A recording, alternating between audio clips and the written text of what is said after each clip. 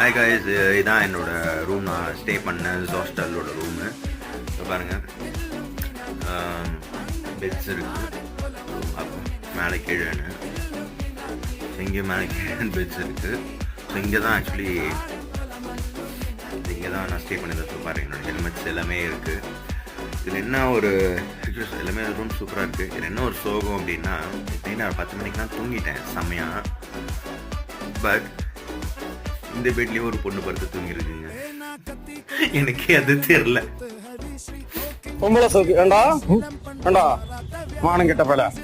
எனக்கே அது காலைல இருந்தோன்னு தான் தெரிஞ்சது. மிட் நைட்ல ஏதோ ஒரு மொழி போகும்போது தான் தெரிஞ்சது. அந்த அளவுக்கு நான் தூங்கிருக்கேன். என்ன ஒரு சோகம்.